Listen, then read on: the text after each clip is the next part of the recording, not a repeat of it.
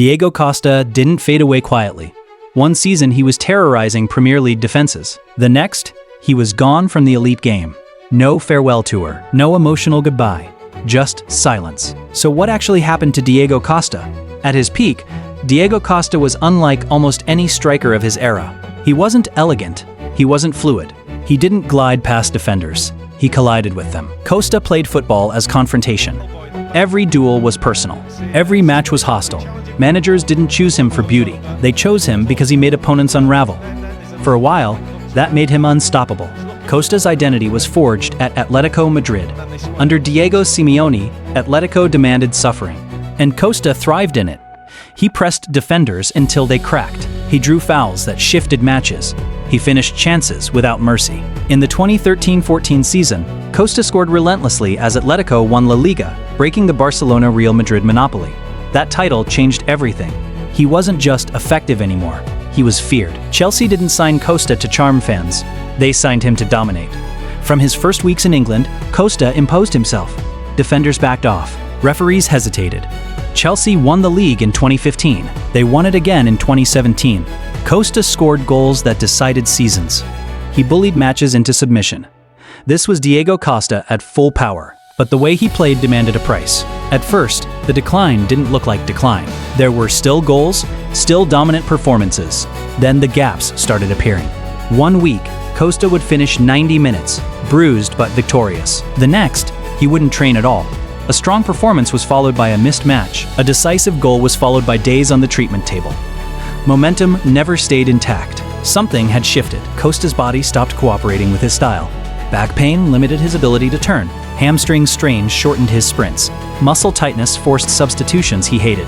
Training sessions were shortened. Recovery days increased. There were matches where Costa could only give 40 minutes. Others where he played through pain just to stay involved. The aggression remained. The body no longer supported it. And when your game is built on collision, even a small loss matters. When Antonio Conte arrived, the clash was unavoidable. Conte demanded discipline and structure. Costa demanded freedom and confrontation. The relationship frayed quietly. Then it snapped. In 2017, Conte informed Costa by text message that he was no longer in Chelsea's plans.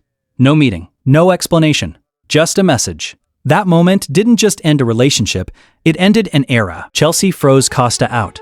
He stopped playing. He stopped training with the first team. For months, one of the league's most feared strikers existed outside football. No matches, no role. The message was unmistakable. There was no return. The return to Atlético Madrid felt poetic. A homecoming, a reunion, but the reality was harsher. Costa came back older, slower to recover, less explosive. The stadium was familiar. His body wasn't. He could no longer press endlessly. He couldn't bully defenders for 90 minutes. Atlético had moved forward. Costa was chasing what he used to be. The clearest sign came quietly. Costa began starting matches on the bench, not as a tactical trick, as a limitation. When he came on, he was used sparingly. Short bursts, controlled minutes. The striker who once dictated chaos was now managed carefully. That role never suited him. In December 2020, Costa terminated his Atlético contract early. Officially, it was personal reasons. Loss of motivation. But the truth was simpler. The fight no longer matched the body. Elite football doesn't wait for nostalgia. Costa stepped aside. Diego Costa never announced his retirement. He didn't need to. The game didn't reject him. It outgrew him. Football moved toward control, availability, and repetition. Costa was built for disruption. When disruption stopped working, there was no second version. He didn't lose his edge.